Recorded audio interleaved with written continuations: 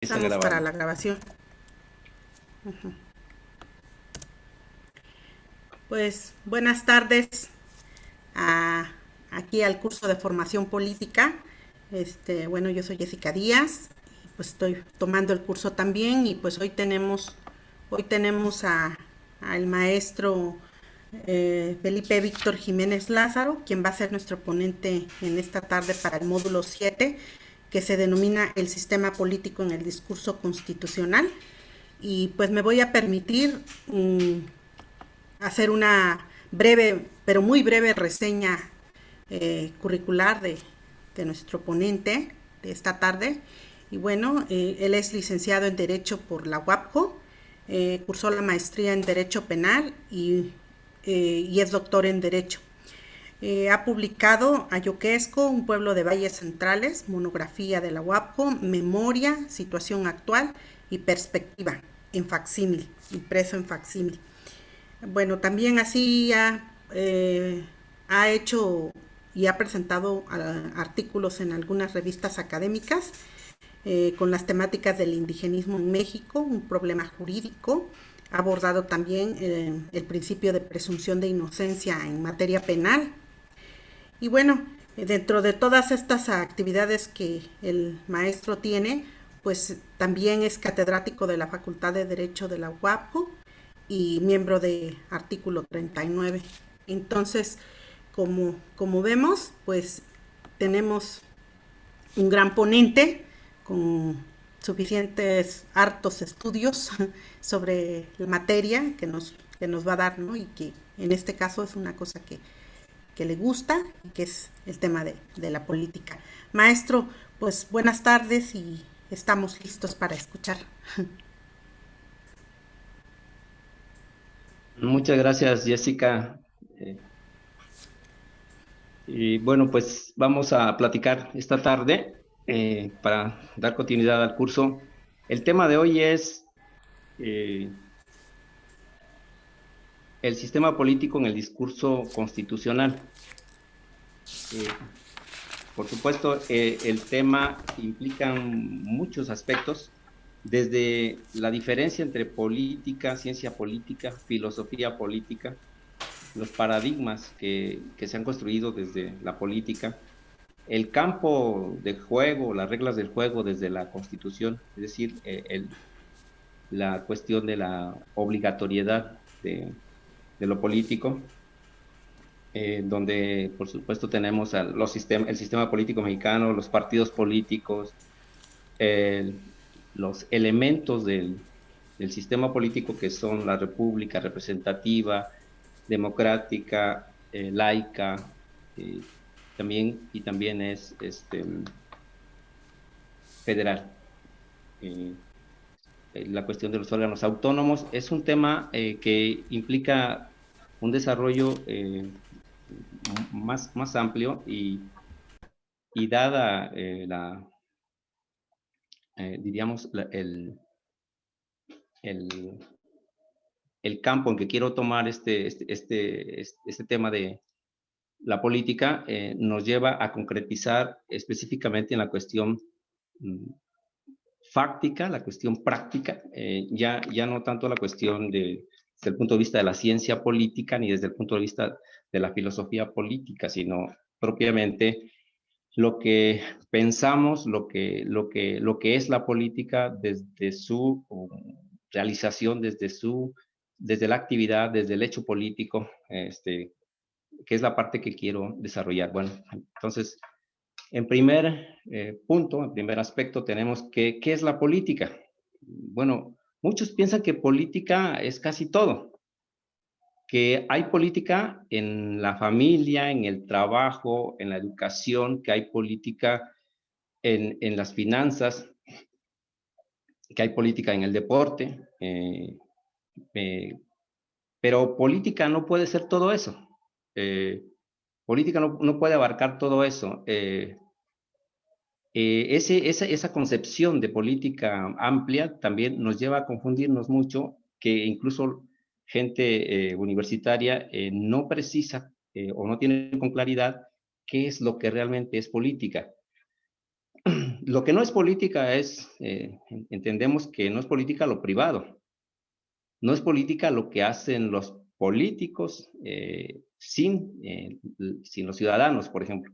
Los que hacen los políticos acuerdos por debajo de la mesa, eso no es política. En todo caso, eso sería antipolítica, pero política no lo es. Quiero, aunque parezca sencillo, pero se presta a confusiones, quiero precisar o quiero dejar en claro, quiero ofrecerles este aspecto que para que algo sea política tiene que tener tres elementos o tres aspectos que se tienen que se tienen que cumplir para que algo sea político. Y lo primero es que para que algo sea político, y entramos en la cuestión del campo, del ámbito de la actividad política, no de la ciencia, como decíamos, tampoco porque la ciencia es la política y el político es el sujeto. Lo que quiero dejar claro es que lo político, en el campo de lo político, en el ámbito de lo político como actividad, como decir, por ejemplo, lo social, lo jurídico, lo cultural, lo ético, lo estético, lo político se va a referir en tres ámbitos, Y quiero definir estos tres ámbitos, o tres aspectos, o tres características que todo hecho o asunto político debe contener. Lo primero es que para que algo sea político es que tiene que ser público. Es decir, que si no conlleva una cuestión pública, es decir, un espacio público, lo colectivo, lo concerniente a la mayoría de las personas, lo concerniente a las cuestiones comunes, si no contiene eso, no es público y por lo tanto no es político. Es decir que no hay, por supuesto, una cantidad de su sujeto colectivo. ¿Cuántas personas en la colectividad o cuántas personas en su mayoría tendrían que estar en este espacio público para que algo sea público? No hay una cantidad en la ley que diga para que algo sea colectivo y sea cuestión pública tiene que tener tanto número de participantes. Pero para que sea político tiene que ser una cuestión pública, quiere decir que lo que es un interés individual no puede ser político. Tiene que ser un aspecto de una cuestión pública, sea de una comunidad, sea de una ciudad, sea de un barrio, sea de una colonia, sea de una calle, pero tiene que conllevar ese aspecto de espacio público y que tenga que ver con la cuestión del colectivo, de ese espacio público, el interés respecto a ese espacio público. Entonces, el primer aspecto, entonces, la primera característica va a ser lo público. El siguiente elemento es el conflicto. Eh, Tal vez no como conflicto, sino como en tanto que hay diferentes opiniones, diferentes opiniones y diferentes intereses, se va a generar una conflictividad sobre un asunto, una polémica, digamos, de valores, de intereses, de contraposiciones. Eso exactamente es la política.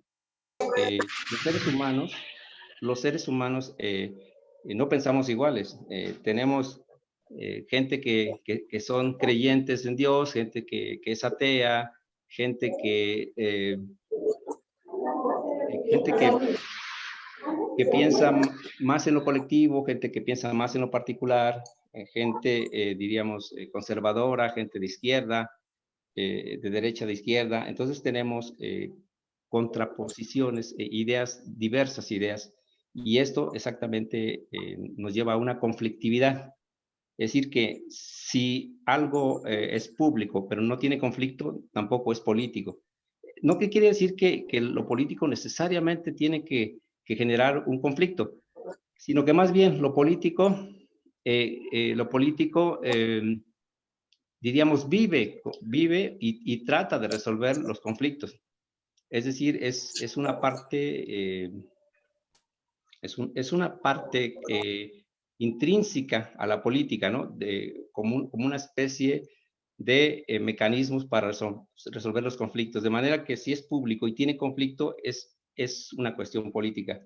Y por último, tiene que ver con la cuestión de la asociación, de la obligatoriedad, de una necesidad de obligar o de crear una obediencia. Es decir, que después de un conflicto puede venir un acuerdo, un consenso, y en consecuencia puede venir una solución que tiene que ser obligatorio para todos, es decir, que todos lo tienen que acatar. Eh, es la última palabra, diríamos, en la resolución de los conflictos, esta cuestión que tiene que ver con la obediencia o la obligatoriedad del acatamiento de los consensos que lleve a cabo la colectividad. Entonces, político es aquello que es público, que es conflictual y que tiene en consecuencia una obligatoriedad. Por supuesto, esa obligatoriedad va a ser a veces va a ser para una parte benéfica, para otra parte no tanto benéfica. Antes, por ejemplo, este aspecto de la política se resolvía con la espada y no había ideas, no había argumentos, no había debate. Lo que había era conflictividad, había violencia, y el que ganaba con la espada, el que ganaba la guerra, ese tenía la razón, y, y tenían que acatar los demás esa obligatoriedad. O sea el acuerdo era el que ganaba, ¿no? La razón del más fuerte, la ley del más fuerte, era el que imponía su razón de violenta, su razón de fuerza, diríamos. Y esto generó muchos problemas porque se dieron cuenta que había retrasos y entonces se permitió que los que perdían no se les matara, sino que siguieran viviendo y que más adelante hubieran la oportunidad de seguir argumentando y poder recuperar algún derecho. Pero ahora a eso que le llamamos político está exactamente exento de violencia, ¿no? La, las armas en la política es exactamente las ideas, es una guerra de las ideas, es un debate, es un conflicto de las ideas a través de las cuales se llega a consensos o por lo menos se llegan a mayoriteos, ¿no? Pero ya no es de destruir o desaparecer una raza o un pueblo, ¿no? Entonces la política se ha entendido así en lo fáctico, en lo práctico, en la actividad política es entendida como aspectos meramente de, de, ahora de argumentos y de ideas, ¿no? A ver, según la lengua, la Real Academia de la Lengua Española, dice que política es la actividad de los ciudadanos. Esto es muy interesante porque la política esencialmente es para el ciudadano. Y el ciudadano cuando interviene en asuntos públicos, por supuesto, con su opinión, con sus ideas, con su voto o de cualquier otro modo, pero es básicamente, según la Real Academia de la Lengua Española, es una actividad del ciudadano. Eso, por supuesto, conlleva a reformular varios aspectos que más adelante vamos a considerar.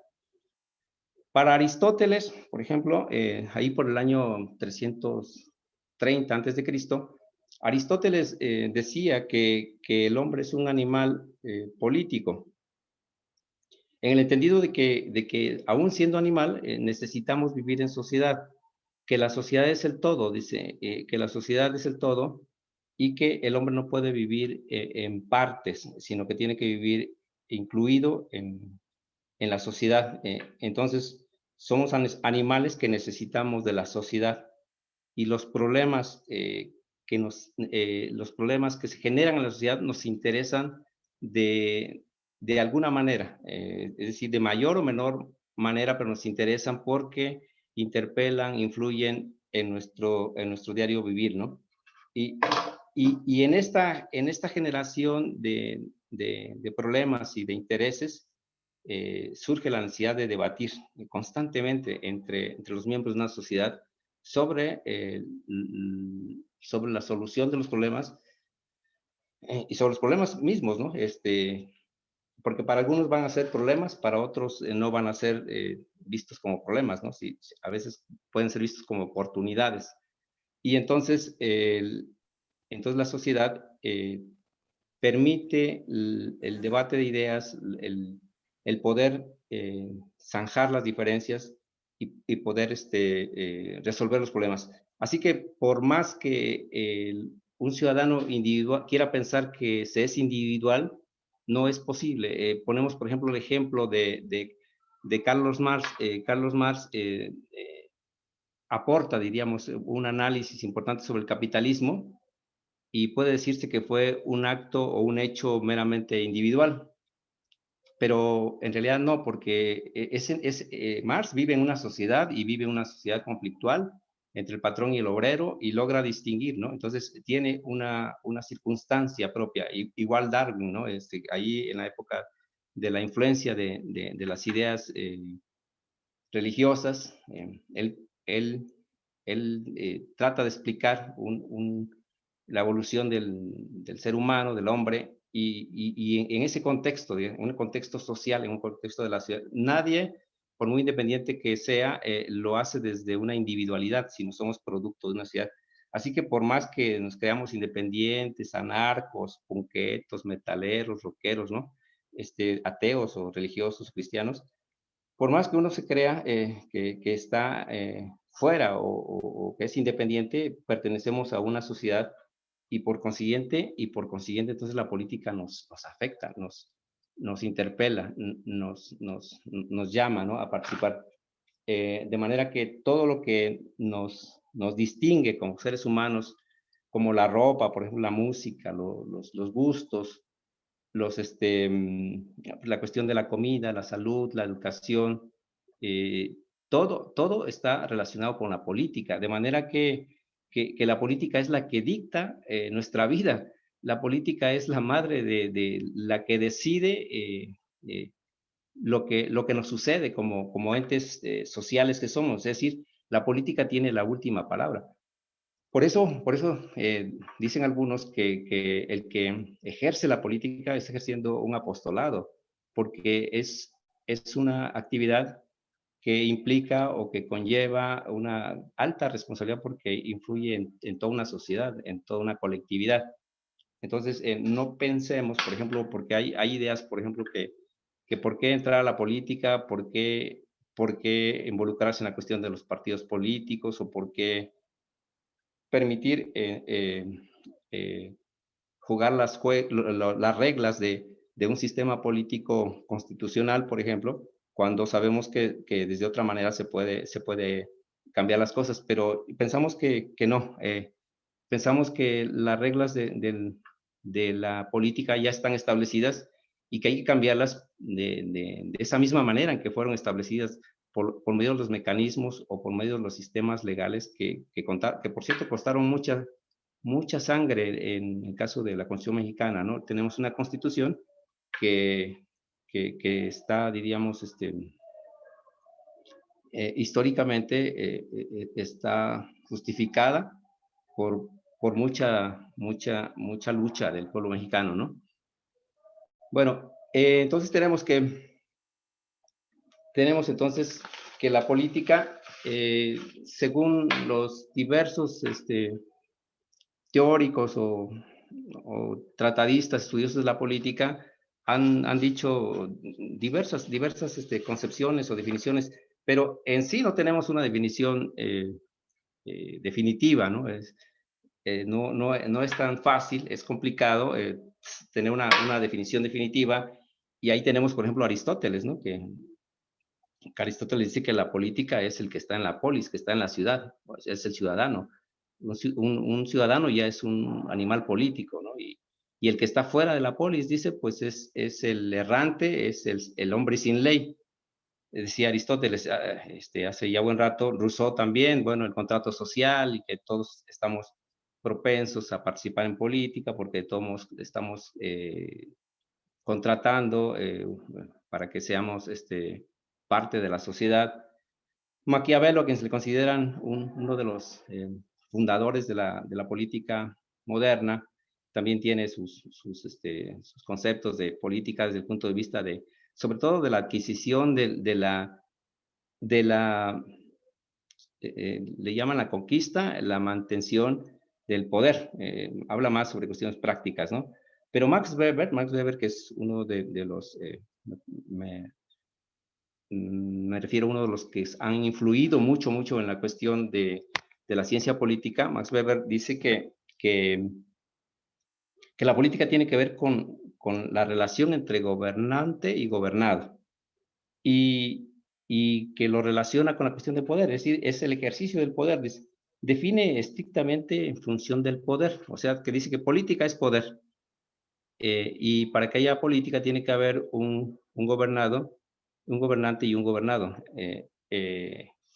Y esa idea que genera Max Weber, que es una idea, un término occidental que circuló por todo el mundo, y en el caso de México, ¿no? En el caso de Latinoamérica, que por cierto, muchos que se educaron en las universidades, tenemos ese concepto muy influyente tanto en la izquierda como en la derecha, ese concepto de Max Weber, que dice que política entonces es la dominación legítima ante obedientes. Es decir, que para que haya política tiene que haber poder, y para que haya poder tiene que obedecer, alguien tiene que obedecer a uno, a otra persona. Es decir, que tiene que haber un obediente y tiene que haber un dominador legítimo. El filósofo mexicano, naturalizado mexicano, Enrique Dussel, dice que ese término es muy, diríamos, inapropiado, porque dominación legítima, dice, no es posible. O sea, no existe un ser humano que se pueda dejar dominar legítimamente. O sea, la dominación es una imposición, no puede ser legítima. Más bien la dominación es un hecho violento. O sea, nadie, el ser humano libre, quiere ser dominado, y tampoco quiere ser obediente, ¿no? Entonces, el ser humano por naturaleza es un hombre, intenta ser un hombre libre y no ser dominado. Entonces, pero esta concepción de la política ha traído, diríamos, al traste, o ha echado al traste de todo el actuar político, toda la actividad, toda la facticidad política que hoy conocemos. Por eso cuando hoy hablamos de los políticos, lo relacionamos con que un grupo de pillos manipulan a las personas y hacen que caminen con ellos para sacar adelante sus propios intereses personales, no de la colectividad. Este término, digamos, esta concepción de política de Max Weber, que se difunde en todas las universidades, y que hasta la fecha se sigue pensando que el político es aquel que trae atrás mucha gente, que sabe convencer, que trae, además, lo caracterizan al político, lo caracterizan como una persona que es carismática, que tiene muchas alianzas con el poder, que tiene mucha gente atrás de él, que tiene dinero, ¿no? Que tiene los medios para ser político. Pero exactamente esos son los aspectos que en todo caso son antipolíticos. Para nosotros, por ejemplo, pensamos que un concepto un tanto irónico es que la política es el arte de excluir a los ciudadanos de los asuntos públicos importantes, porque en la actualidad vemos en la práctica cómo los ciudadanos son utilizados, manipulados por los políticos. Entonces, de manera que hay muchos términos, o hay muchos conceptos que tratan de definir lo político. Karl Marx, por ejemplo, dice que el capitalismo crea al Estado y no al revés. Por supuesto, los conservadores dicen que el Estado crea el capitalismo. Pero en esa misma línea de pensamiento, entonces nosotros decimos que si el ciudadano crea al Estado, entonces el agente es el Estado y por lo tanto el Estado es el ciudadano. Y no como hemos venido pensando, ¿no? Que el gobierno es el Estado. Aunque en la realidad, bueno, los años 70, 68, vimos cómo el Estado reprimía, dominaba, diríamos, ilegítimamente o con la fuerza legítima, o, bueno, hoy digamos con la fuerza legítima, dominaba a los obedientes o en este caso a los débiles, ¿no? A los estudiantes que no contaban con instrumentos para poder defenderse de manera violenta también. Entonces, lo que hoy tenemos es que la realidad es que se sigue pensando, se sigue creyendo que el Estado es el gobierno, eh, pero, pero eso es un término equívoco, en tanto que si el ciudadano es el que crea el Estado, entonces el Estado es el ciudadano y no el gobierno, o sea, es el pueblo el Estado. Entonces es un cambio, digamos, de concepción de ver la política y entonces ya nos esperan, desde ese punto de vista, entonces, los problemas ya nos esperan, fíjense, las soluciones ya nos esperan de los políticos, de las autoridades, ya no se piden, sino es la ciudadanía la que actúa y trata de resolver los problemas porque es la fuente de solución, la fuente de generación y de solución de los problemas, ¿no?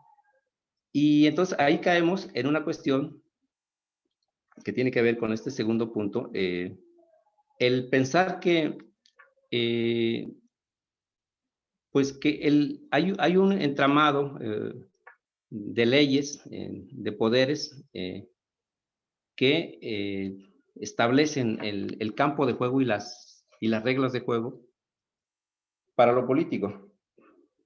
Y está la Constitución. Por supuesto, la Constitución diríamos, el límite, es la camisa de fuerza de todo lo político.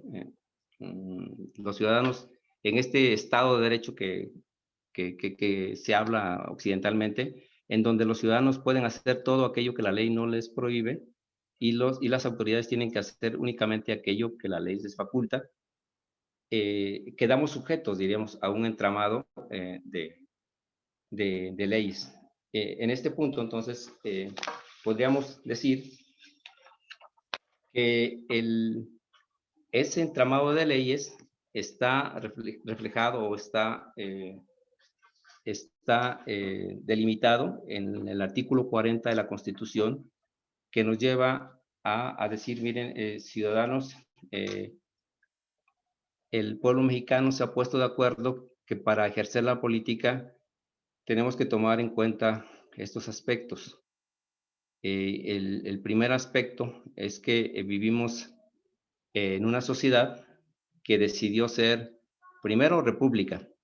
República que viene del término res, y luego público, es decir, la cosa pública, quiere decir que el actor principal, el autor más importante de la política en el Estado mexicano es el pueblo, es el ciudadano.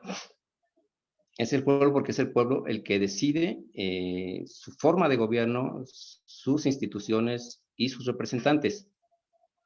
Porque la república implica que no tenemos un gobierno de aristocracia, ni de familia real, ni tenemos grados honoríficos. Es decir, que en México los poderes se eligen y también se renuevan. No hay una familia real que, que gobierne el país. No es una monarquía, sino es una república, en donde el pueblo es el actor principal. En las monarquías son los reyes. Entonces, el primer aspecto, digamos, de ese discurso constitucional respecto al sistema político es que somos una república donde el pueblo está por encima de todos los aspectos que tengan que ver con la cosa pública. Y una república, dice, representativa. ¿Qué quiere decir esto? Que nosotros las elegimos y también nosotros las podemos revocar, y también las podemos reemplazar cuando terminen sus periodos. Nos representan, este término de representación es una cuestión que que implica un asunto meramente político.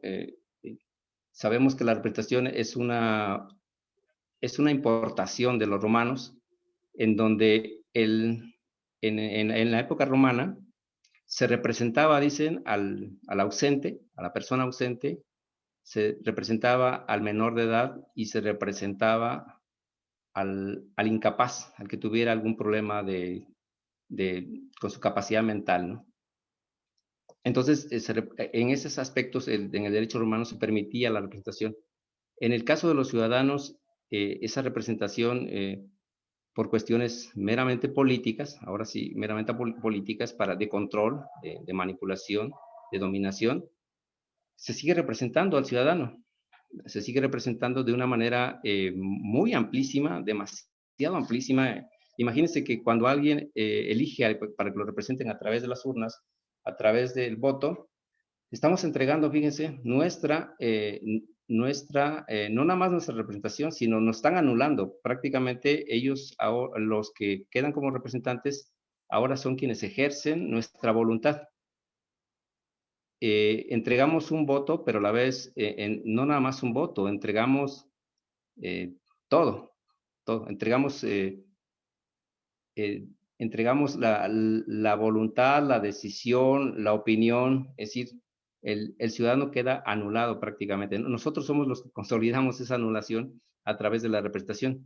Fíjese, un voto, cuando alguien vota, ¿por qué vota? O sea, ¿qué es lo que está votando? ¿Vota a la persona? ¿Vota a su partido? Fíjense que incluye, vota a su programa de su partido, vota a su fracción de su partido, vota a su plan de trabajo, a su plan municipal o estatal. Fíjense cuántas cosas vota. Y digamos, se está representando en todo. Es decir, el voto actualmente es también una cuestión que tanto la representación como el voto tienen que revisarse, porque la representación no puede seguir así. Y cuando uno vota, tiene que estar específicamente a qué vota, qué específicamente tiene que tener contenido, no tiene que ser un cheque en blanco. Ahora creo con la cuestión del avance de la tecnología, es posible determinar un ciudadano un voto en lo específico, ya no en lo general. Y la representación también en lo específico, ¿no? Tú me representas, pero ¿en qué aspecto? ¿En qué aspecto nada más? Un aspecto. No puede ser una representación en lo infinito o en lo general, porque entonces te eliminan. Y si eliminan al ciudadano, y que en una democracia es el actor principal, en una república es el actor principal, pues entonces estamos en una violación. Y, y entonces es como tener una fiesta sin una fiesta de cumpleaños sin el cumpleañero, ¿no? Entonces queda eliminado el cumpleañero. Entonces es un absurdo, por ejemplo, que te representan, pero anulándote. Entonces, ese aspecto de la representación, ese aspecto del voto, que tiene que ver con la cuestión de la república representativa, por supuesto, es importante que hay que revisar.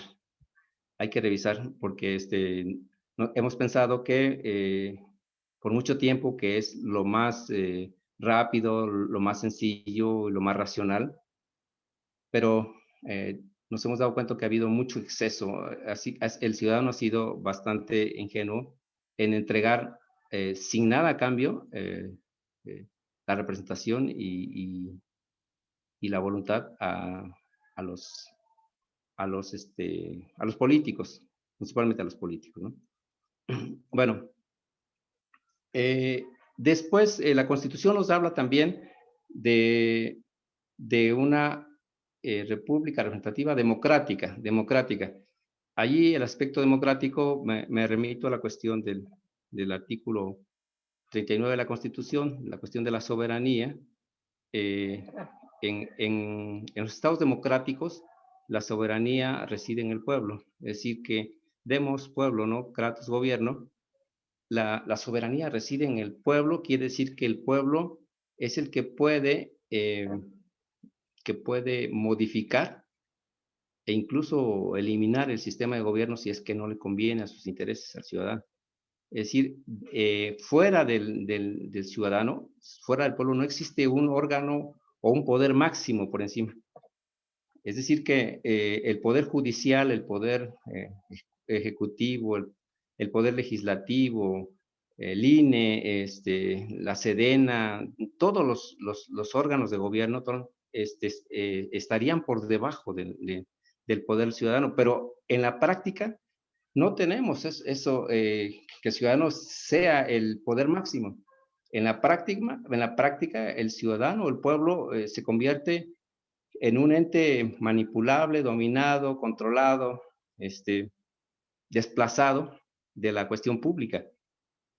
Entonces, el artículo 39 habla exactamente de que la soberanía descansa en el esfuerzo. Tenemos un Estado democrático, quiere decir que los ciudadanos tienen el derecho de elegir a sus autoridades y también ahora, también de revocar y también de reelegir y también de reemplazar. O sea, se reemplazan. Los poderes no son permanentes, no son omnipresentes y omnipotentes, es decir que el poder es el pueblo. En todo caso, el que tiene el poder omnipotente, omnipresente, el máximo poder es el pueblo. Quiero decir que si dos ciudadanos son más poder que una autoridad con un ciudadano pueden valer lo mismo, pero sin embargo, según la ley, vale más el ciudadano. Fíjense. Ahora, si ponemos esto en relieve, miles de ciudadanos, por supuesto que valen más que un funcionario o un servidor público, ¿no? Creo que ahí ha habido un problema de concepción de la política y del poder. También dice la Constitución también que el Estado mexicano o el sistema político mexicano se basa también en la laicidad, es decir que sus instituciones y la política tiene que ver sobre cuestiones de laicidad, que las cuestiones cívicas, las cuestiones éticas, las cuestiones de principios éticos y de colectividad, sin que tenga que intervenir los pensamientos religiosos. Es decir, en nuestro país ya hubo confrontaciones en donde el poder cívico le arrebató el poder a los poderes religiosos, ¿no? En el caso de Benito Juárez en la Reforma y en el caso de la Guerra Cristera. Entonces, por lo menos dos hechos contundentes donde el pueblo mexicano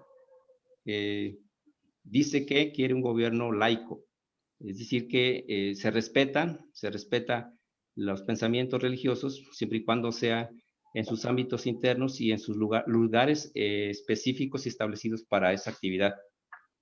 También la Constitución dice que es una federación, es decir, que tenemos una asociación de estados soberanos que voluntariamente deciden unirse para conformar un país o un bloque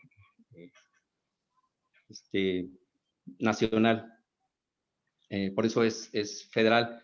Y bueno, ahí los debates están buenísimos desde que si los estados pueden ser soberanos o no, porque cada estado tiene su propia constitución y dice Constitución Política de Oaxaca, de los Estados Unidos, de los estados soberanos de Oaxaca, ¿no?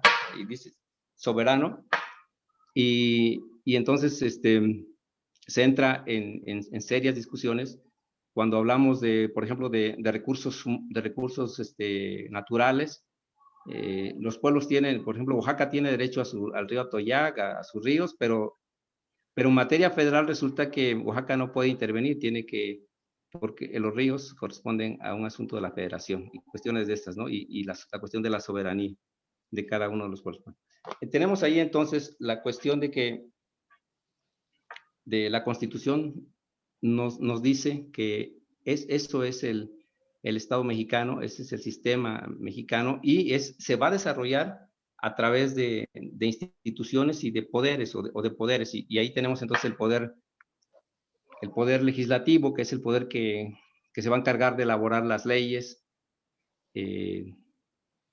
por supuesto, de una manera también ahí muy antipopular, diríamos, porque hasta la fecha las leyes se confeccionan por un grupo de legisladores, e incluso legisladores que ni son electos por el pueblo, ¿no? El caso de las plurinominales, 200 diputados plurinominales que no son electos por el pueblo y que van a servir para obedecer, para que obedezca a toda la población.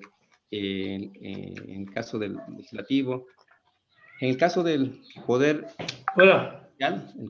judicial, el poder judicial va a dictar las leyes en casos concretos, va a aplicar el derecho en casos que tenga conocimiento, y ahí es amplísimo, desde cuestiones de impuestos, de cuestiones civiles, cuestiones penales, y bueno, hay toda una serie de reglamentación para resolver los litigios que tengan conocimiento el Poder Judicial. Y finalmente el Poder Ejecutivo, que es el que, entre otras cosas, el Poder Ejecutivo, las cosas más importantes que elabora es la aplicación de la ley, es decir, poder ejecutar las sentencias, pero también se encarga de otras cuestiones como la seguridad nacional, se encarga como la elaboración del presupuesto a través de la Secretaría de Hacienda y Crédito Público, que es la cuestión económica, diríamos. También sí es el principal que decide sobre la cuestión de la economía mixta. Ahora, por ejemplo, en el caso de Andrés Manuel, que está tendiendo a una economía nacionalista, ¿sí? En esta guerra que le llaman de la geopolítica entre globalismo y nacionalismo. Bueno, en el caso de Andrés Manuel, ha optado por un nacionalismo y ha ido alejándose de la política neoliberal.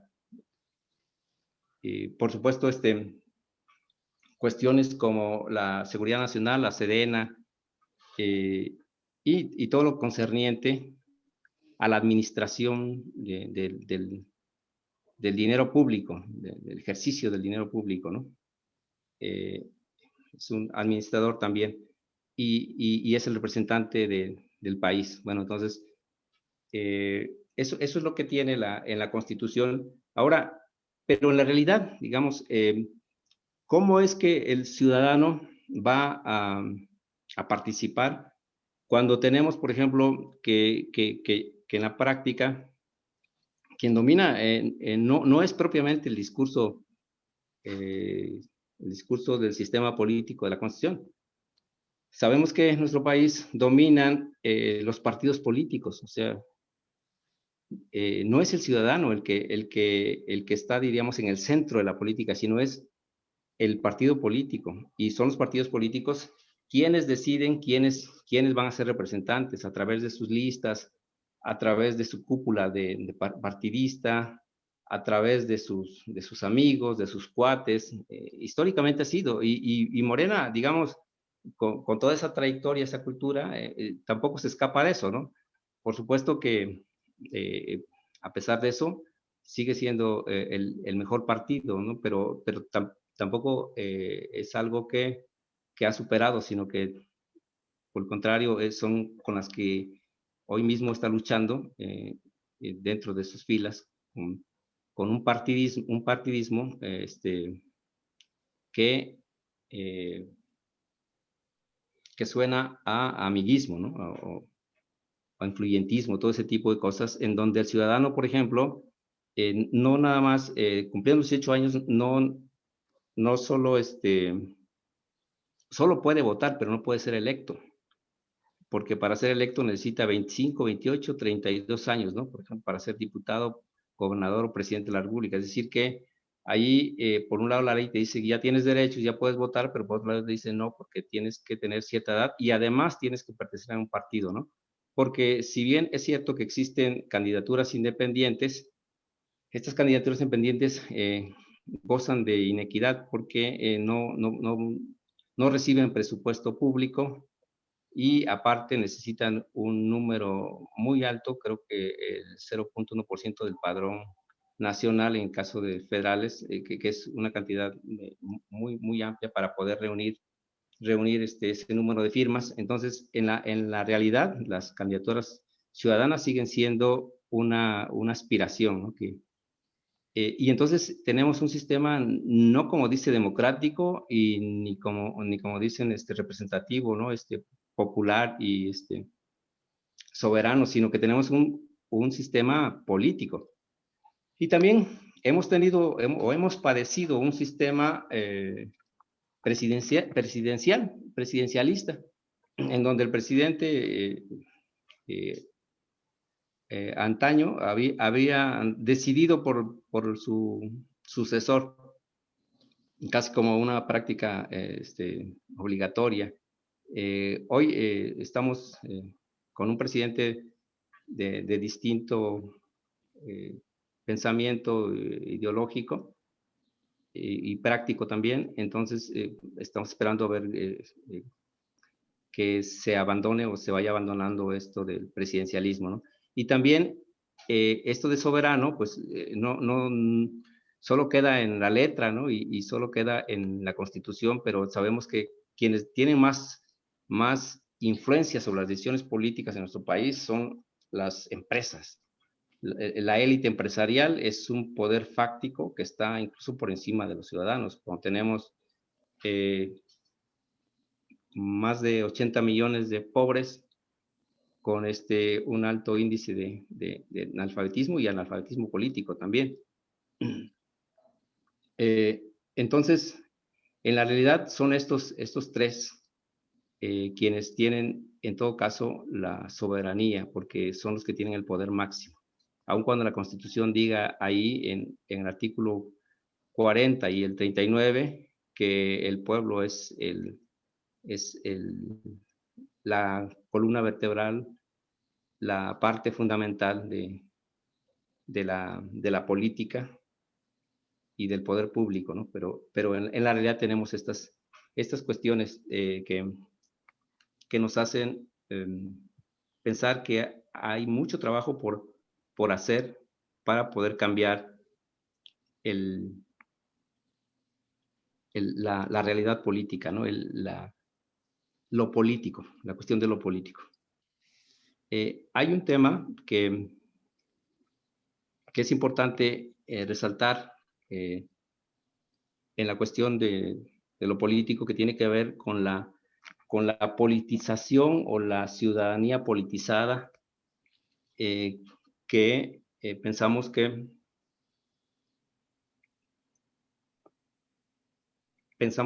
el político tiene que empezar a cambiar estos paradigmas, ¿no? Empezar a poner en duda estos paradigmas que nos ha, que la clase política nos ha inculcado, nos ha fijado en nuestro pensamiento, en nuestra conciencia, de tal manera que la política se convierta en un show, en un pasatiempo, en una cosa que no vale la pena, que es sucia, que no tiene sentido, luchar por el poder, precisamente porque la política es la lucha de las ideas, el debate de las ideas, y en esas ideas el político trata de fijar su conveniencia o trata de, a través de las ideas, lograr fijar sus intereses para beneficio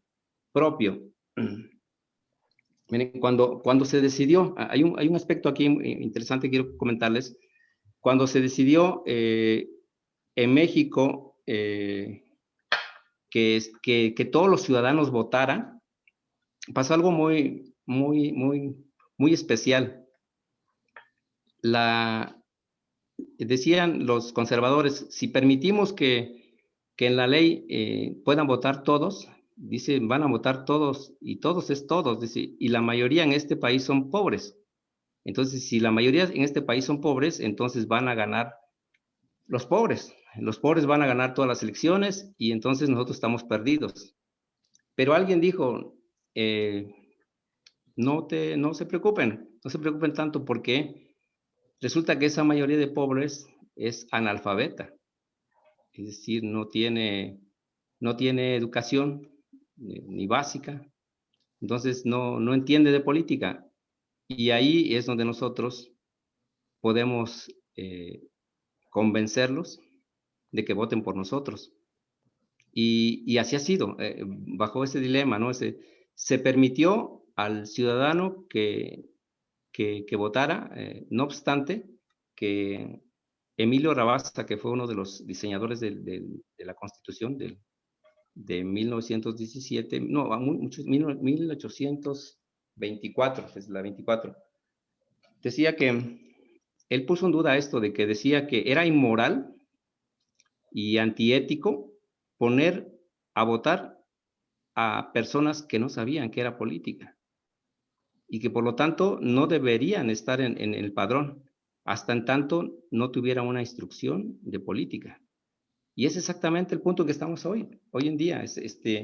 Hoy se entregan credenciales a todos los jóvenes de 18 años para que puedan votar, pero no pueden votar por ellos, no pueden votar, pero no pueden ser votados.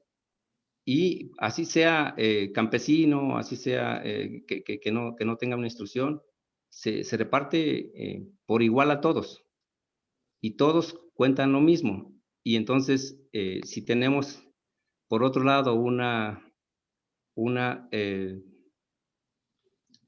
monopolio del sistema de comunicación, el sistema de periodismo, digamos, controlado, entonces quienes nos enseñan a cómo votar y nos enseñan a cómo es la política, lo que nos enseñan desde la televisión, desde los medios masivos de comunicación, pues tenemos a un ciudadano interpretado o un ciudadano manipulado. Entonces, eso que parecía ser dañino en el sentido de que sería injusto dejar fuera a una persona y que lo mejor era dejarle el derecho a votar, se convirtió también en un problema, puesto que se estaba llevando a todo ciudadano a votar sin siquiera saber exactamente a qué iban. Entonces, ese es el problema que tenemos hoy en día con la cuestión de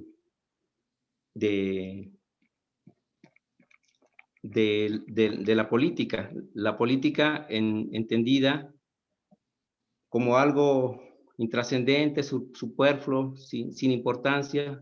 Bueno, por ahí decían, ¿no? Decían políticos, jóvenes, no se metan en política, la política déjenmela a mí, ¿no?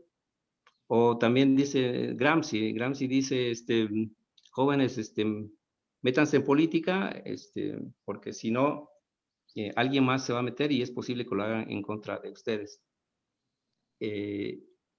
La razón política tiene que ver con la forma en cómo estamos concibiendo desde la conciencia de lo político, desde del sujeto histórico y político que hace falta en la ciudadanía. En esta parte de la construcción de ciudadanía politizada o de un ciudadano político, tengo aquí unas líneas que quiero compartirles. Quiero compartirles unas líneas aquí que he escrito para cómo poder revertir este hecho que está, diríamos, dado por la derecha, de que el pueblo mexicano no va a poder avanzar a otros estadios, puesto que tiene este problema de que no está politizado, que es un ente muy débil, que es un ente muy manipulable, que no es un sujeto colectivo activo, sino que es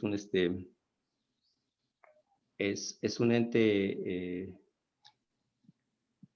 débil en cuanto a sus conceptos, en cuanto a y no nada más en cuanto a sus conceptos, sino que en cuanto al compromiso de poderlos llevar a cabo. Mire, hay muchos que entienden, hay mucha teoría, diríamos, pero poca actividad.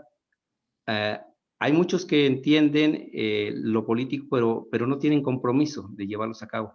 Es decir, cuando alguien entiende la política, pero luego dice, yo no lo hago, que lo haga otro, pues, entonces no ha entendido la política, ¿no? Entonces, sigue estando en ese nivel de lo apolítico o del mal político, pues, ¿no?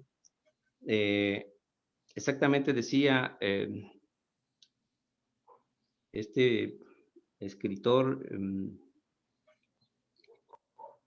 escritor uruguayo, que el problema de las izquierdas es ese, de que aunque ya se es consciente, pero se tiene en el fondo un cierto conservadurismo, o sea, en la cuestión de que está bien y el discurso es correcto, pero yo no me involucro. Yo sigo en mis privilegios, sigo en mi vida diaria, sigo en la situación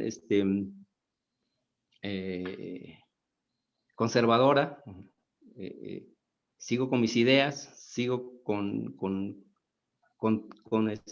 la influencia. Entonces, no nada más es importante la cuestión de lo teórico, sino además de lo práctico, ¿no? De llevarlo a la practicidad, de llevarlo al compromiso. Si no, no tiene ningún sentido, ¿no? Alguien puede dictar un buen discurso, pero en la práctica no hace ninguna acción para que cambie la cuestión de la realidad política. Entonces, en este punto de la ciudadanía política, quiero ofrecerles aquí unas líneas que escribí de ciudadanía política. Y dice, para el paulatino cambio de una ciudadanía política o politizada, es necesario reformular lo que hemos venido expresando como política. En el pasado, la política se entendía o era entendida como la influencia del agente político sobre el ciudadano. Recién la política habrá que comprenderse como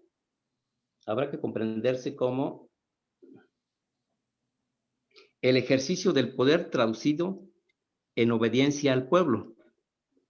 Si el poder máximo es el ciudadano, entonces el Estado es el ciudadano. Si cambiamos la concepción de la política, entonces las soluciones a los problemas ya no se esperan, ni se piden a la autoridad. Será la ciudadanía quien actúe y resuelva. Si los problemas los genera la ciudadanía y es ella misma la principal fuente de su solución, ¿por qué esperarla de los políticos? Es incompleto pensar que las leyes, los poderes públicos, los órganos autónomos, los funcionarios públicos puedan por sí solos llevar a cabo la justicia social. La justicia social o la hace la sociedad o no es justicia social. La labor de los servidores públicos es insuficiente para cubrir las necesidades de un ciudadano cada vez más demandante e informado. Tener claro que las autoridades o burocracias les interesó muy poco la formación política del ciudadano y, en consecuencia, no buscaron el empoderamiento de él. Todo lo contrario, lo educaron en el entretenimiento, en la desinformación, en el reality show o la cultura del espectáculo, como dice Woody Debord en su libro La sociedad del espectáculo, o como dice Sartori en su libro Homo Videns.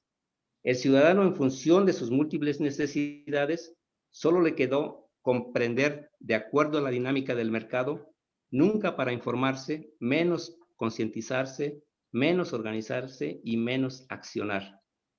Porque el sistema de relaciones económicas de producción y de valores se encargó de homogeneizarlo culturalmente a través del consumo simbólico y cultural. En lo subsecuente, el ciudadano tendrá que involucrarse a fondo en los problemas tal como el tipo de sistema político, el tipo de sistema económico en que vivimos, referidas en nuestra Constitución Política Nacional. El ciudadano tendrá que ser el garante de la defensa de los bienes de la patria y el actor central de la construcción de la independencia económica.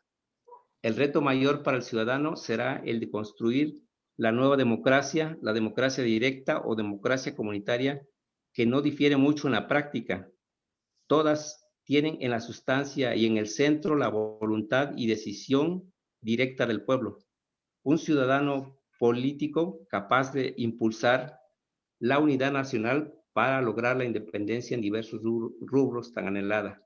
La visión y misión y compromiso a que aspiramos es comprender la importancia de un nuevo rol de ciudadano en la sociedad, y ese rol es el de situarse en el centro de la política pública, como sujeto constructor de la historia. Esto implica tomar conciencia de que el ciudadano no es objeto, sino sujeto, no es espectador, sino actor, porque el actor es el hacedor, su creador, la fuente directa de la obra. El partícipe solo apoya, y el ciudadano debe superar esa etapa, como en la elaboración de una pintura, de una obra de arte. El partícipe solo ayuda en su confección, ya sea combinando colores, mejorando los instrumentos, pero quien realiza la obra es el autor. La obra lleva su sello característico, es quien dirige y firma la obra, tiene el dominio de la obra y de los hechos. Por eso, una pintura de Diego Rivera, el autor es él y nadie más. En una obra colectiva, el pueblo es el autor y nadie más. En este aspecto, ya casi concluyo, en este aspecto es mejor y preferible que el pueblo sea quien se equivoque y no el funcionario público, porque en la llamada democracia representativa el pueblo es quien directamente paga las consecuencias, aun cuando no tiene la responsabilidad. Por eso preferimos una democracia directa o asamblea comunitaria a la participativa. En la actual democracia ya somos partícipes, aunque sea de manera tangencial como el ir a votar, en esta democracia ya participamos, aunque en la democracia participativa que se promueve hay mayor participación, creemos que es un paso que lleva gradualmente a la democracia directa. Para la nueva ciudadanía o sujeto colectivo que se avisora, lo fundamental es tomar conciencia de la importancia del trabajo en colectividad y de la unidad. El ciudadano como constructor y hacedor de la historia, la cual debe ser desde nuestra realidad experiencia comunitaria retomada del pensamiento ancestral. La construcción de un ciudadano consciente implica una educación crítica e incluso liberadora, como apunta el filósofo Enrique Dussel. El ciudadano como sujeto histórico debe unir esfuerzos y ubicar bien a los enemigos o traidores de la colectividad para lograr la emancipación económica a pesar de las potencias hegemónicas. Y esta solo será posible si la nueva educación pasa por el ciudadano. Será necesario no conformarse con un ciudadano informado, conocedor de la estructura del poder, de las leyes, de la política e incluso de la historia, porque no será suficiente. Hemos visto en la historia que personas intelectuales, políticamente formadas, con pensamiento crítico, histórico, progresista, en el fondo están dominados por individualidades conservadoras o conformistas, o peor aún, con la creencia de que los movimientos o instituciones están obligados a hacer lo que como personas individualmente no quieren hacer. Es decir, que podemos innovar, imaginar o apostar a futuros mejores siempre que esto no implique un compromiso personal o implique abandonar o perder privilegios como la tradicional clase política, porque lo que se quiere es que otro lo lleve a cabo sin afectar su estatus o comodidad y sobre todo que no altere su vida neoliberal. Esto como lo ha analizado el sociólogo latinoamericano, el uruguayo Hugo Semmelman, que uno de los problemas actuales en el plano del pensamiento político actual es el poco compromiso con las ideas. Existe mucha teoría y poca práctica, mucha ilustración y poca voluntad. En ese sentido, diríamos que no basta la formación política, hace falta la conciencia para la acción. No hay déficit de discursos correctos. Al contrario, hay bellos discursos. El déficit es de poco involucramiento y poca capacidad de llevarlos a cabo. Lo que necesitamos son ciudadanos formados políticamente, pero también con capacidad de ponerlos en marcha. De muy poco sirve que estén teóricamente formados si no se participa en la formación del nuevo modelo de sistema político que el país necesita. Por eso un gobierno austero, honesto y vinculado con el pueblo no es suficiente. Reconocer sí que esto es un gran paso, pero sin el accionar del poder ciudadano, no es posible cambiar la nación. Tenemos al gobierno y estamos en el gobierno, pero no tenemos el poder. En otras palabras, tenemos una parte del poder, hace falta la otra parte, la ciudadanía. La ciudadanía aún sigue ausente en las decisiones públicas. Es necesario construir el poder de la colectividad. Concluyo diciendo, si el ciudadano se abstiene de participar en política, entonces se sobreentiende que el ciudadano está bien, que sus necesidades están satisfechas y en consecuencia no hay nada que debatir para cambiar o mejorar.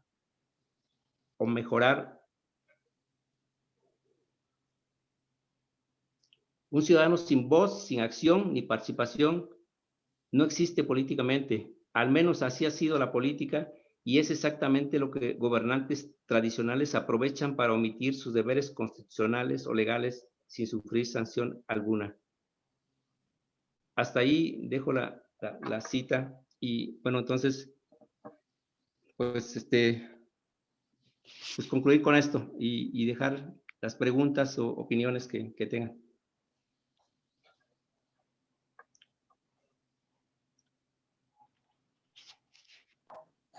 Muchas gracias, licenciado. Le apreciamos mucho su ponencia.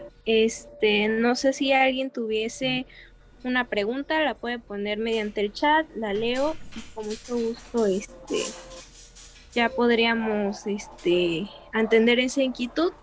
O si gustan, levantar su manita y con mucho gusto, le cedemos la palabra.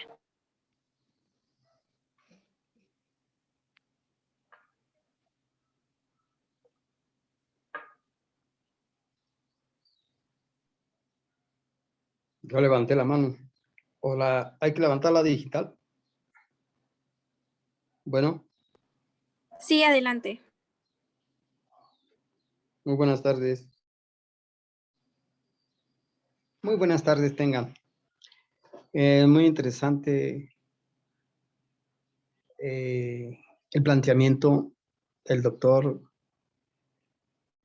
Felipe. Me hace cavilar y recapitular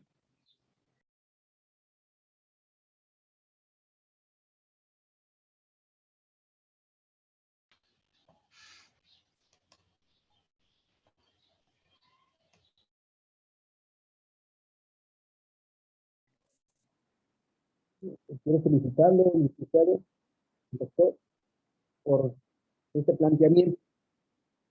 Lo único que yo creo que no hay ni una pregunta, lo ha tocado todo, nos queda a nosotros pues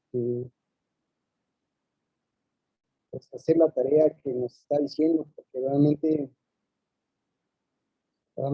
pues, tocó todos los puntos. Decía este sociólogo alemán, Peter Sloterdijk, que el centro se desmorona, las cosas ya no pueden resistir. Todos los factores económicos, políticos y demás bagajes ya se desmoronan, no nos funciona a la ciudadanía, a la sociedad, no nos sirve. Igualmente, tiene que haber una transformación en esto que le llamamos a los tres poderes. Ya llevamos muchas centurias con esto, muchos decenios de años, no nos funciona, no nos sirve. Tenemos que renovarnos, transformarnos. Acabas de tocar un tema central que es la conciencia, que es como el despertar, la conciencia ciudadana. Y eso me hizo recordar a Ricardo Flores Magón. Cuando los hermanos Magón, estudiaban en una gran biblioteca de uno de los grandes personajes con mucho dinero, ahí abrevaron, y de ahí surgieron las grandes ideas de él. Que poco después vino a haber un desarrollo, una transformación política en ese entonces, ¿quién gobernaba? La conciencia política y ciudadana es una tarea que debemos iniciar. Por una urgencia me tengo que retirar. Realmente lo que escuché me deja complacido, Muchas gracias a todos y me deja una gran conciencia del hacer. Posteriormente voy a tener yo también que poner mi grano de arena. Muchas gracias, doctor Felipe. Muchas gracias, coordinadora. Muchas gracias por su participación. Por favor, sigue Jessica.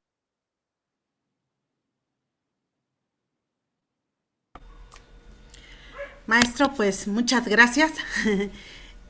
Bueno, yo realmente pues soy también una analfabeta que apenas se está formando en política por esta presentación también que se ha dado, a pesar de que tenemos algo recorrido en la formación jurídica. Muchas veces ignoramos como esta parte de la acción, ¿no? Y de la práctica.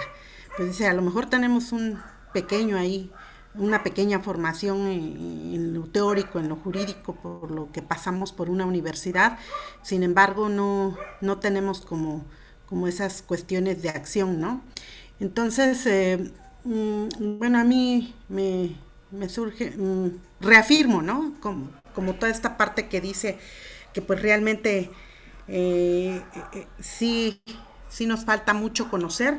Sin embargo, pues vimos ahora en el reciente proceso electoral, yo busqué en varias partes como cuáles eran las propuestas, ¿no? de cada candidato y candidata.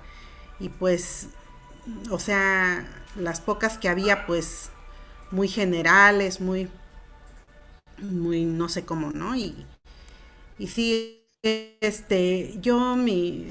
y por eso me quedo preguntando como en muchas cosas, ¿no? Si usted tiene un planteamiento, pues, educativo, ¿no? Educativo en política, ¿cómo se abordaría? Por ejemplo, tan solo pensar en la entidad oaxaqueña, ¿no? ¿Cómo se abordaría esa parte de poder, como una acción inmediata, ¿no? Inmediata, y que después de escuchar esta ponencia me da a pensar que es urgente que tengamos que atender, ¿no?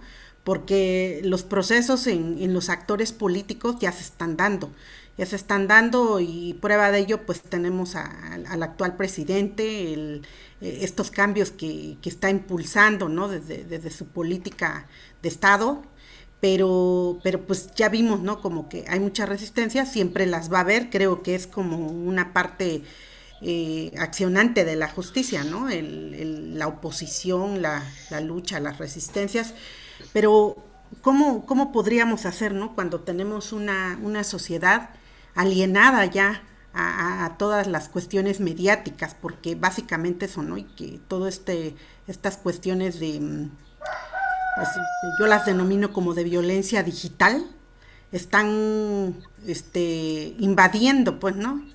Reforzando como esa a conciencia, porque ya no es conciencia, sino a conciencia. Entonces, mi pregunta concreta, pues hay muchas cosas que me inquietan y que me tienen así como que la cabeza revuelta, pero mi pregunta es eso, si tendríamos, si dentro de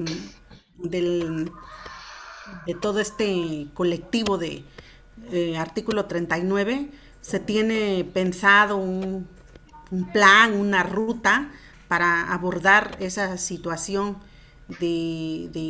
pues, de empezar a trabajar en el analfabetismo político, ¿no? Que existe.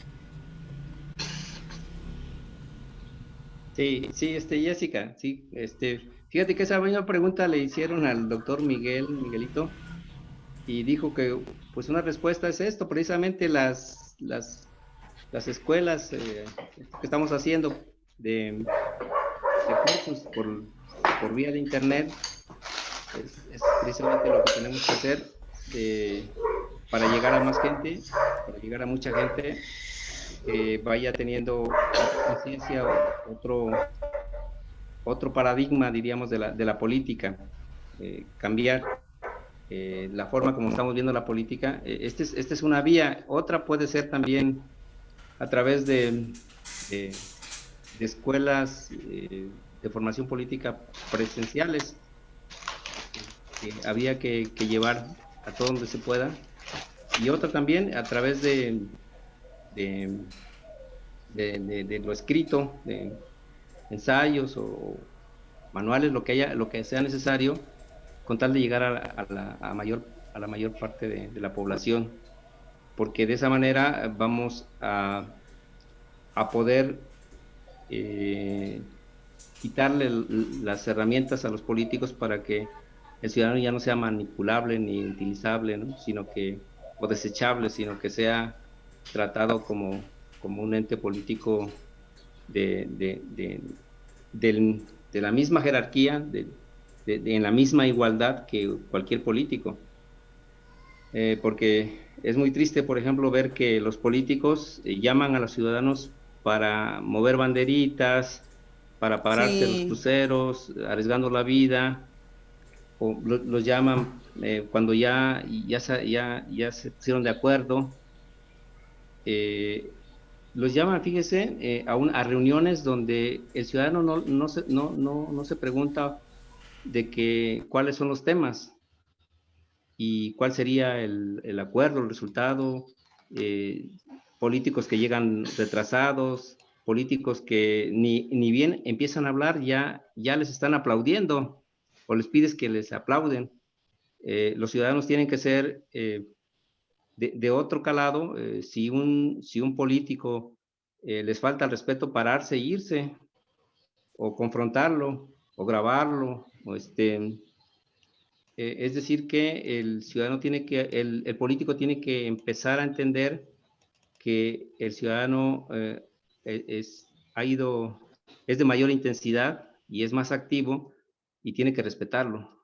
Porque hasta ahora lo que hemos visto es que al pueblo se le tiene como un partícipe, ¿no? Como alguien que no es importante y que lo importante es el político y eso hay que cambiar. Sí. gracias, maestro. ¿Alguien más tiene alguna duda o alguna inquietud que quiera hacerle a al maestro Felipe?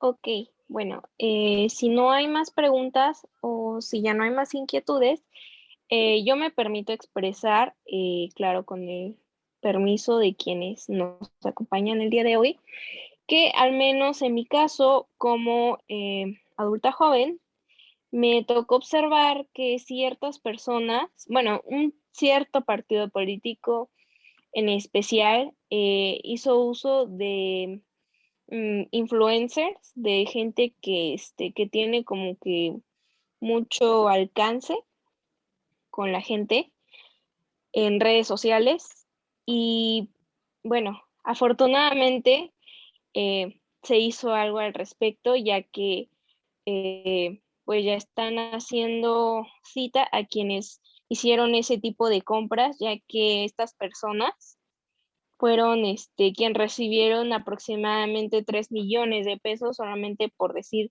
que votaran en ese partido. No, no sé, yo creo que ustedes deben tener conocimiento de esto. Y hay algo que me quedó muy grabado de esta ponencia, que es que si la sociedad no cambia, el gobierno va a ser igual. Y realmente estoy muy, muy, muy, muy de acuerdo con ese punto, ya que, pues, como ciudadano, ¿qué dicen? Ay, pues, es que fíjate que aquí me dieron una despensita. Ay, fíjate que acá, pues, fíjate que me lo recomendó este artista que votara por él. Ay, fíjate que, pues, de este lado, estamos viendo que se fue a tomar foto con los bebés de mi comadre o algo así. Entonces, pues yo creo que lo mejor que podemos hacer es tratar de tener fuentes confiables y fidedignas acerca de quién nos puede orientar, no para tomar una decisión por un partido, porque al final el partido no está representando como que la esencia, se podría decir. En sí, lo que está hablando de un voto es acerca de la conciencia que tiene determinada entidad o país y pues bueno, creo que eso concluiría mi pasión. Sí, sí, efectivamente, Stephanie, sí, es exactamente porque no hay una conciencia crítica y autocrítica y libre en el sentido de poder acceder a los diversos sistemas de pensamiento y de corrientes políticas, ¿no? Entonces, eh, eso, eso nos limita y por eso los actores políticos aprovechan con la manipulación de varias clases, de varios tipos, ¿no? Que tú comentas.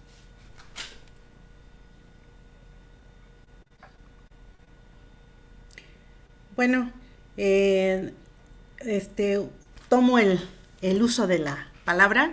No sé si existan otras, alguna otra pregunta, algunas otras aportaciones.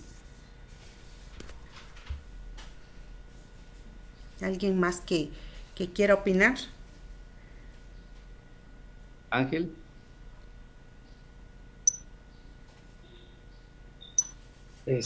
Buenas tardes a todos. buenas. Realmente agradezco que cada vez me nutran con mucho conocimiento. Realmente a mi persona, con honestidad, le falta mucha formación política.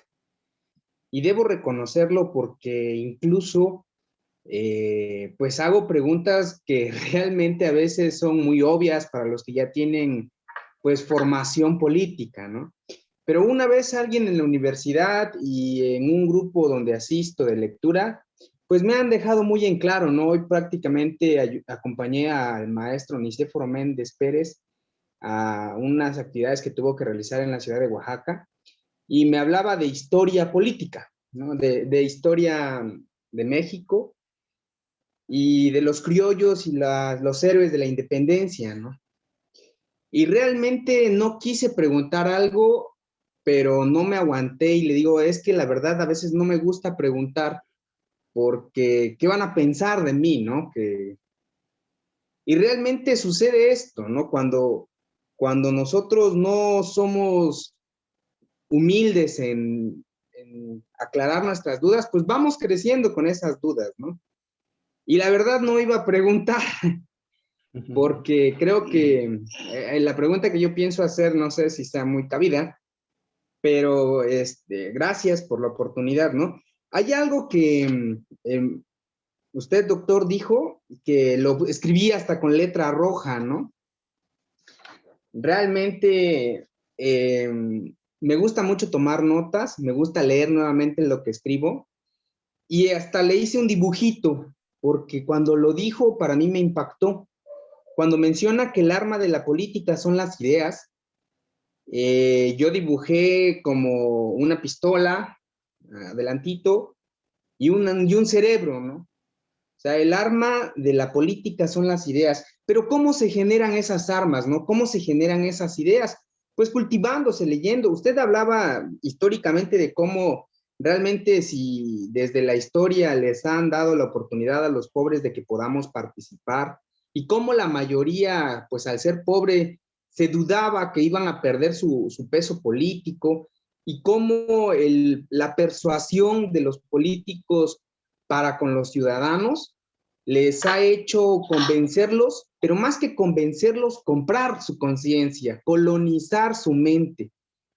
Y estamos en un México que sigue colonizado, ¿no? Estamos en un México en el que, como yo, a veces nos avergonzamos de preguntar cosas que quizás son muy obvias para otros, pero para los neófitos, para los que estamos comenzando, pues realmente a veces no denostamos que no sabemos, ¿no?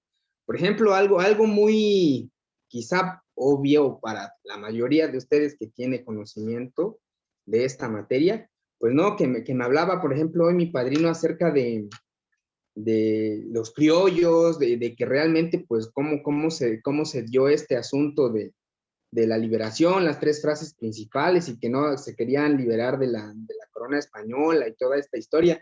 Realmente tuvimos un desayuno, y así como con usted que está frente a mí platicando, mientras él desayunaba y me platicaba todo esto, realmente pues yo hasta paré el bocado, ¿no? Porque cuando uno realmente tiene ganas de aprender, o sea, el tiempo no pasa. Y a mí realmente el tiempo que estamos acá se me hace muy corto para que podamos expresar todas nuestras dudas. Para mí, por ejemplo, en concreto, mi pregunta va en esto, ¿no? ¿Cuántas armas existen en la política? Un arma de la política es la idea. Es el arma más poderosa para transformar, me imagino. Pero cuando también usted menciona que con el voto estamos firmando un cheque en blanco y le entregamos toda nuestra voluntad y todo lo que somos a la política, y que tenemos que revisarlo, ¿cómo podemos delimitar a quien le estamos entregando nuestro voto hasta dónde se puede y hasta dónde no puede ingerir con nuestra voluntad? Esa sería una pregunta específica. ¿Qué se tiene que revisar o qué organismo se tiene que crear para que se pueda delimitar y no se firme un cheque en blanco en el que se le entregue una voluntad absoluta de la persona al gobierno?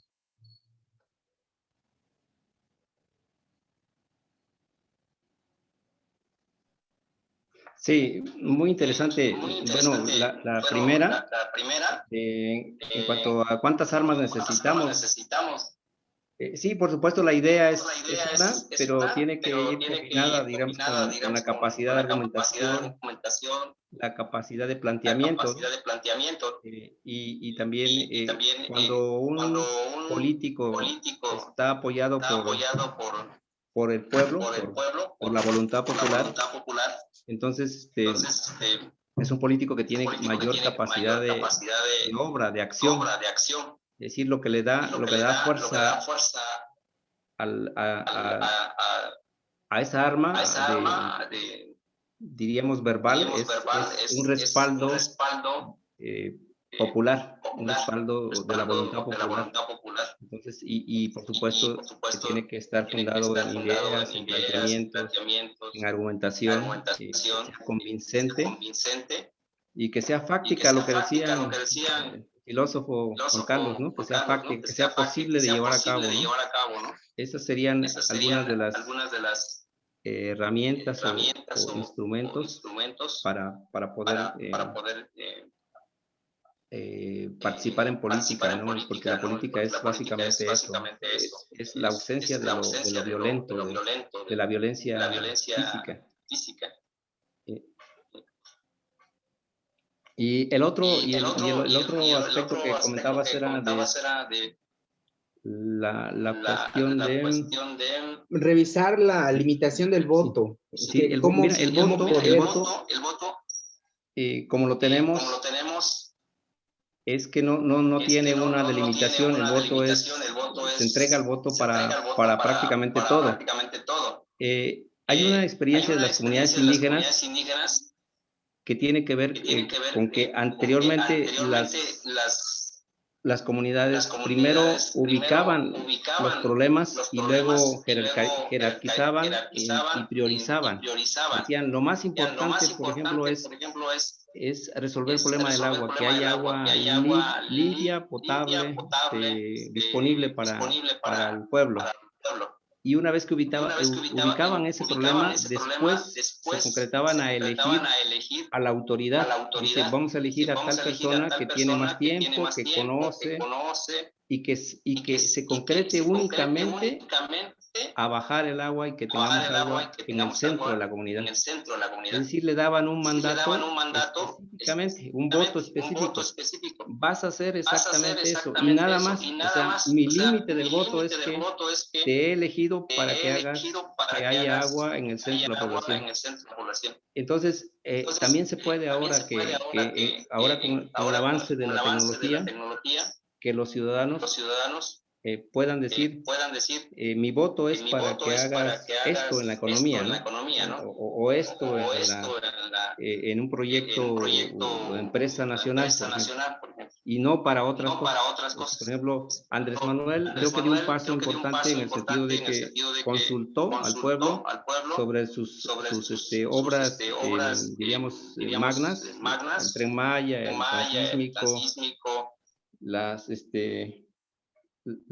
plantas de petróleo, y en ese aspecto el pueblo confirmó o avaló esa idea del presidente, pero por supuesto que se podría ir todavía más allá, que no sean ideas del presidente, sino sean ideas del pueblo.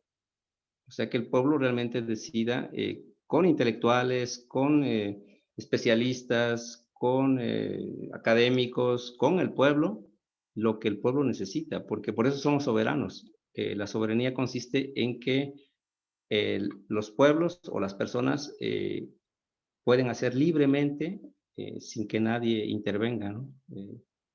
Pueden decidir su futuro o sus políticas libremente sin que nadie intervenga. En eso consiste la soberanía. Y ese es el poder máximo que tienen los pueblos y también los individuos. Sí, no sé si queda de alguna manera satisfecha la respuesta. Sí, doctor, gracias. Muy amable, gracias. Gracias.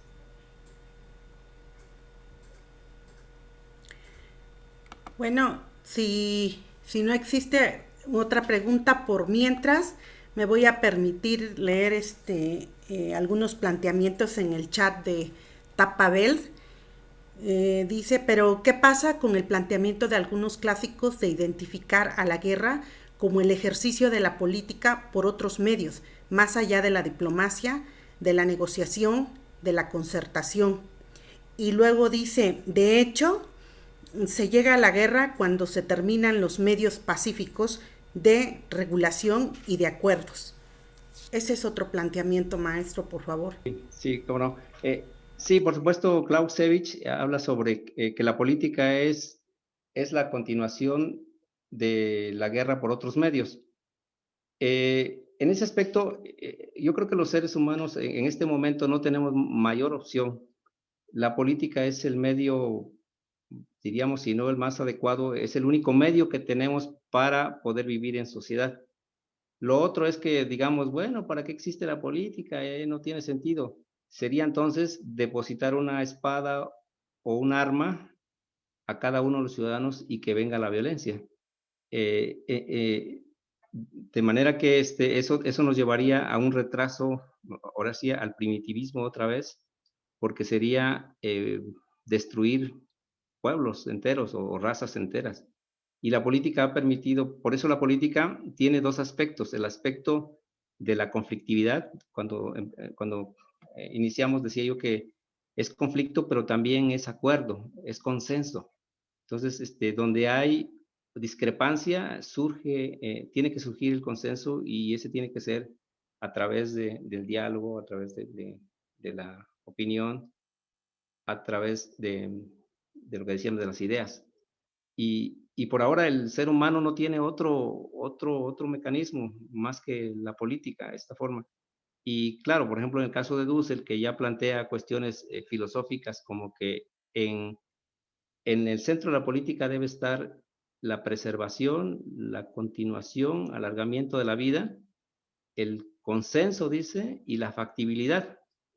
O sea, todo argumento se reduce a la vida, ¿no? O sea, si tú vas a argumentar, tendrías que decir, bueno, ¿en qué estás ayudando a la vida?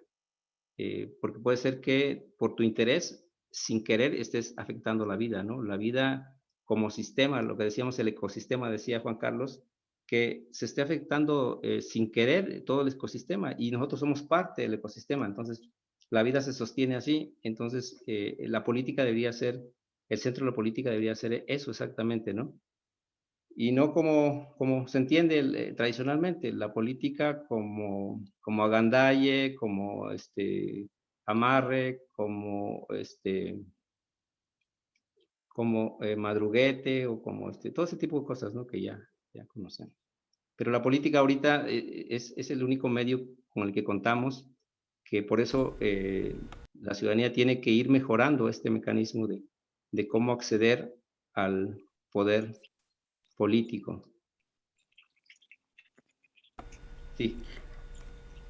Maestro, muchas gracias. Bueno, sigue escribiendo Tapabel, que me parece que escribe para no hablar, pero si estoy en un error, pues que me corrija, ¿no? Me voy a permitir mientras tanto leer que dice dice que contestarías al planteamiento de que hay guerras justas y guerras injustas, porque hay contradicciones antagónicas de intereses de clase. Sigue diciendo, si no detienen a los depredadores del mundo por la violencia, ¿cómo? El imperialismo va a entender por medios políticos que dejen de depredar los ecosistemas. Sí, Eso es bueno, lo que... ahí es una cuestión me parece más de geopolítica y hasta donde me parece que estamos es que cualquiera de las tres potencias pueden accionar el botón y en consecuencia no nada más ellos, sino estaría en riesgo la vida humana y la vida del planeta. Entonces, ¿cómo frenar eso? Por ahí hay una frase de que si quieres la paz, prepárate para la guerra. Y exactamente es Maestro, lo se que congela. se congela. No recuerdo de quién dice esa frase de si quieres la paz, prepárate para la guerra, en el sentido de que, bueno, Lenin también dijo que un país que aspira a ser dependiente tiene que desarrollar sus maquinarias.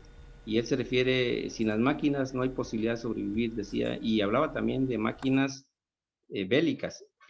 Es decir, por ejemplo, Estados Unidos no pudo atacar a Corea del Norte porque Corea del Norte también tiene armas nucleares, ¿no? Y también podría ocasionar un problema mayor que se pensaba resolver. Ese es el problema Sí, por supuesto, la política vista como conflicto, exactamente es una de sus características, sigue siendo así. Y los países también hegemónicos hoy en el mundo, pues tienen muy claro que el mantenerse armados y con cierta hegemonía en el mundo les permite proteger sus intereses y también proteger su vida.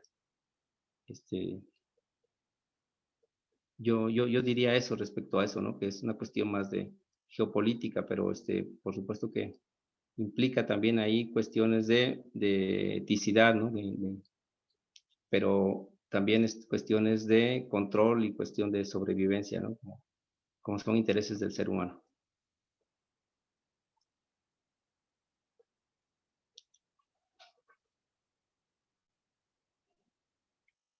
Sí, compañera, creo que se salió la compañera.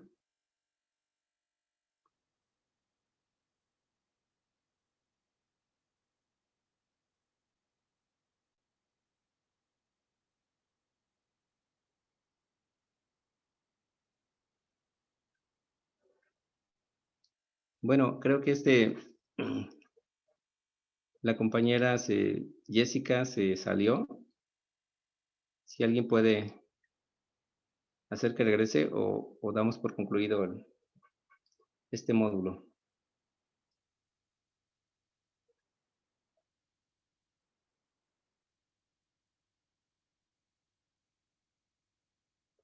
Bueno, compañeros, pues les agradezco mucho su presencia y su participación y los seguimos viendo en el próximo curso.